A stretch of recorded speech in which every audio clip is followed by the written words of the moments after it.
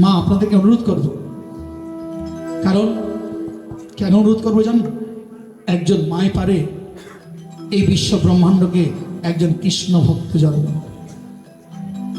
মায়েরা পারে। এই নাম বলছে কি, এ হরিনাম নিতে নিতে পশু আত্মা যাবে ছুটে, পরমাত্মা বসবে ঘটে। একবার বধন ভরে হরি বলে না, আমরা যেদিন এই হরিনাম বন্ধন করে হরিনাম নেব, ধীরে ধীরে আমার দেহ থেকে পশু আত্মাটুকু ধীরে ধীরে চলে যাবে। যখন চলে যাবে পরমাত্মা, আমরা অনেকে বলি যে আপনি এগুলো খাবেন না, বলে কেন বাবা আমরা খেতে হবে, কেন আমার আত্মায় খাই তাই খাই। আরে আসলে বাবা আমাদের আত্মায় কি খায়? আমাদের 5টি আত্মা রয়েছে, জীবাত্মা, ভূতাত্মা, পরমাত্মা, আত্মারাম, আত্মা রামেশ্বরম। আমি কোন আত্মার অধিকারী, কোন আত্মার দাস? জীবাত্মা, ভূতাত্মা, পরমাত্মা, আত্মারাম, আত্মা রামেশ্বরী। তাই মহাজন বলছেন, আত্মারাম প্রহরী যারা, সদাই চিন্তা করে তারা, জীবন থাকিতে মরা এই ভূমণ্ডলে করুণাম সংকীর্তন আত্মার দাস হন, পরমাত্মাতে মিলিত হইবে রামেশ্বর সঙ্গে করে, পরমেশ্বর আদর যত্ন নিয়ে ভজমন একনিষ্ঠ। যে আমরা জীবাত্মা ভূতাত্মার দাসত্ব না হয়ে আমরা কি করি? আত্মার স্বীকার করি, আত্মার দাস।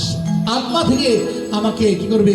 আত্মা রামের কাছে নিয়ে যাবে, আর আত্মা রামে আমাকে আত্মা রামেশ্বরের সঙ্গে আমাকে মিলিত করবে, অর্থাৎ জীবাত্মা এবং পরমাত্মার মিলন ঘটবে। তাই সুতরাং আমাদেরকে এই নাম নিতে হবে। এই নামকে কি করতে হবে? নাম নেওয়ার সন্ধান শিখো, গুরুর কাছে আছে কল, সন্ধান জেনে নাম নিলে ভাই দেখবি নামের কত ফল। কারণ নামকে অবহেলা করলে কোনো ভজনে এই কলিযুগে হবে না। তাই সর্ব অধিকার, সর্বশক্তি এই নামের মধ্যে স্বয়ং ভগবান দিয়ে দিয়েছে। তাই আমরা যত বেশি নাম করি তাই গৌরাঙ্গের কৃপা লাভ হবে। আর গৌরাঙ্গের কৃপা লাভ হলে তাহলে কি বলছে? বলে নিতাই ভজলে গৌর পাবে, গৌর পেলে ব্রজে যাবে, আর ব্রজে রাধা কৃষ্ণ পাবে।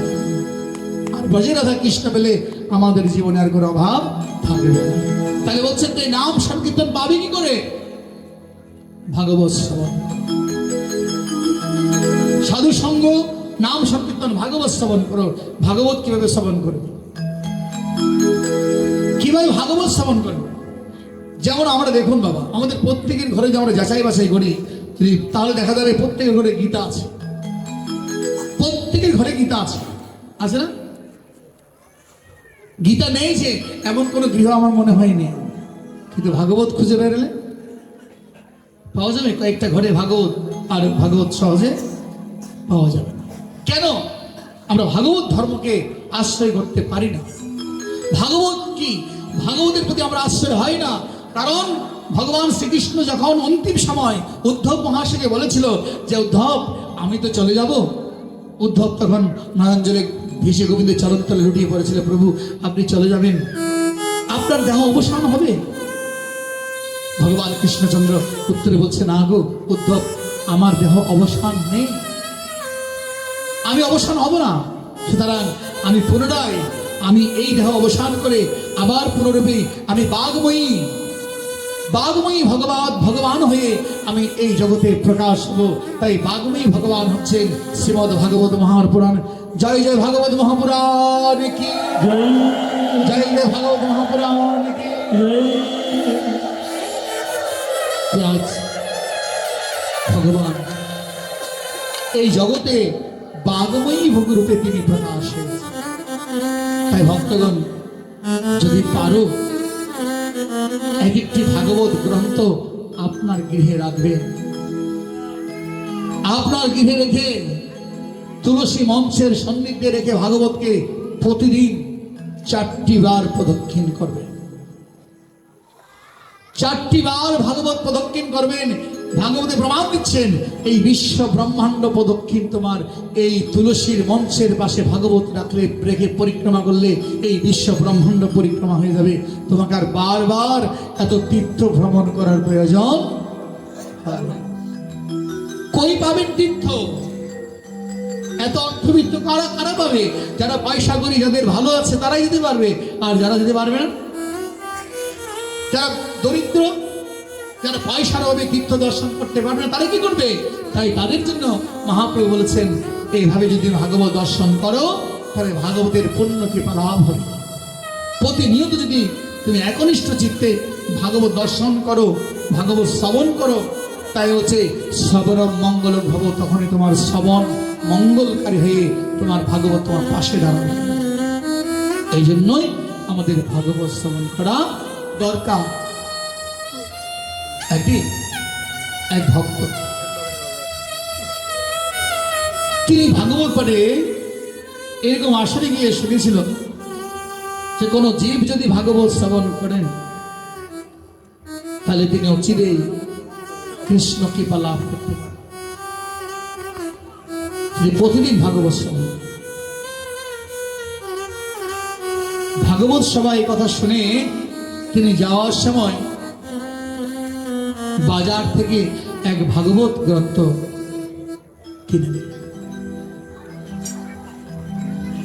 কিনে প্রতিদিন তিনি ভাগবত শ্রবণ করতেছেন, ভাগবত অধ্যয়ন করছেন,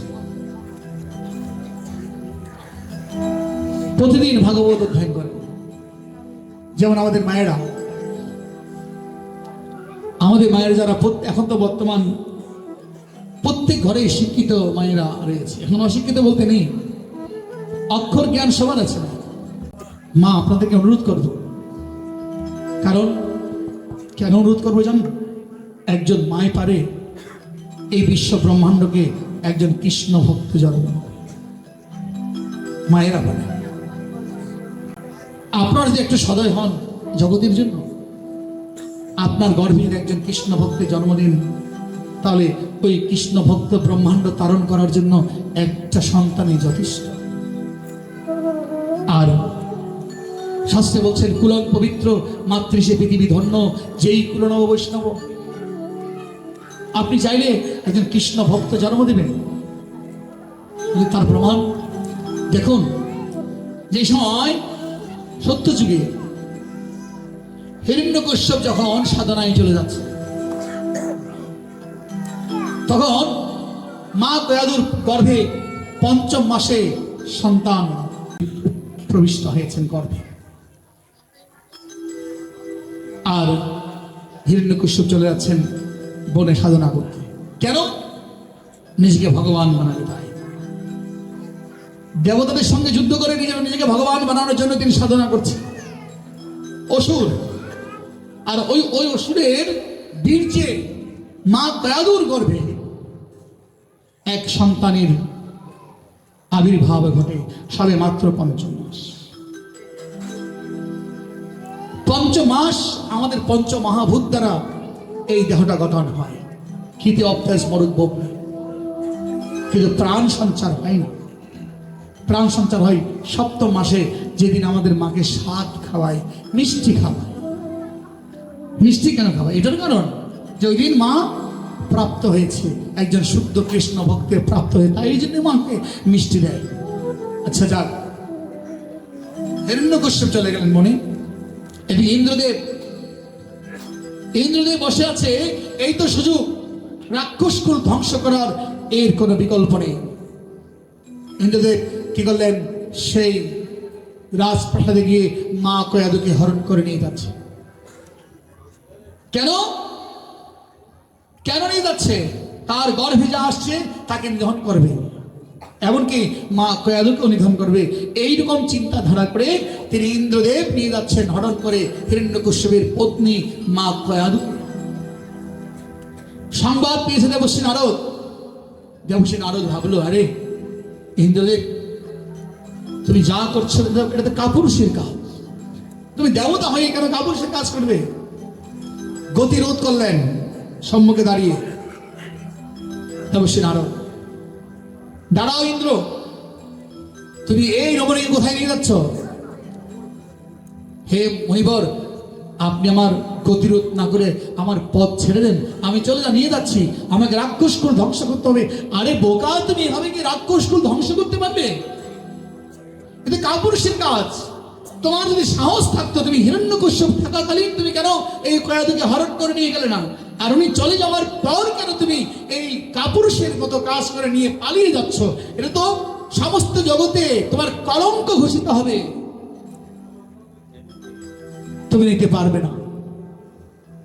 ইন্দ্রদেব দেবশ্রী নারদের কথাই পরাস্ত হয়ে গেল। ছেড়ে দাও, আমি এই রমণীকে আমি নিয়ে যাব। দেবশ্রী নারদের চিন্তাধারা লক্ষ্যস্থানটি কোথায় ভাবো, এই যে সাধুর চিন্তাধারা কোথায়। তখন ইন্দ্রদেব ছেড়ে দিল মা কয়াদুকে, সঙ্গে করে দেবশ্রী নারদ তার আশ্রমে চলে গেল। নারদ ভাবলো, আমি তো এভাবে তাকে ক্ষতি করতে পারি না, আমাকে এই রাক্ষসকুল জন্ম ধ্বংস করতে হলে আমাকে কি করতে হবে, একটা পথ বাইর করতে হবে, যাকে আমি ওনার বংশে ওনাকে দাঁড়ায়, ওনার ভক্ত ওনার সন্তান দাঁড়ায় যেন ওনার একজন মৃত্যু হয়। আমাকে ওইভাবেই চিন্তাধারা করতে হবে, কি আমি এমনি মারবো না। কি করলো, এই যে মা কথাটা কেন বল জানেন, যে আমাদের মায়ের গর্ভে যে একজন কৃষ্ণ ভক্ত জন্ম দেওয়ার কার্যপ্রণালীটা কিভাবে করবে না। দেবশ্রী নারদ মা কয়াদুকে নিয়ে তার আশ্রমে রেখে দিলেন।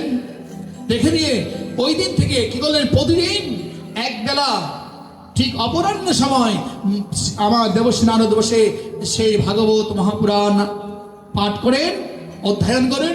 আর মা কয়াদুকে বলে, মা তুমি প্রতিদিন ভাগবত শ্রবণ করি। মা কয়াদু কি করলেন, প্রতিদিন সেই সম্মুখে বসে করজোর করে ভাগবত শ্রবণ করেন।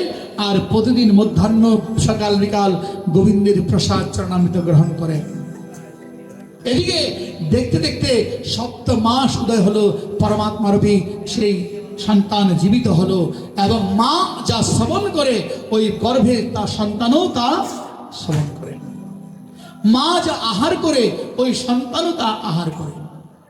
এভাবে সেখানে 3টি মাস ওই সন্তান হরিকথা কৃষ্ণ কথা শুনতে শুনতে ওই রাক্ষসের বীর্যে রাক্ষস কুলে এক ভক্তের জন্ম লাভ হয়।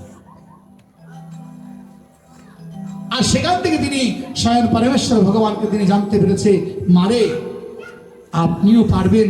আপনি যখন সন্তান সম্ভবা হবে সেদিন থেকে আপনার গর্ভে দয়া করে আজে বাজে না খেয়ে আজে বাজে কথা না বলে ওই দিন থেকে যদি আপনি কৃষ্ণ প্রসাদ ভাগবত শ্রবণ নাম সংকীর্তন যদি প্রতিদিন করেন, তাহলে আপনার গর্ভে একজন এই জগৎকে উদ্ধার করার জন্য একজন কৃষ্ণ ভক্ত পদার্পণ করবেন।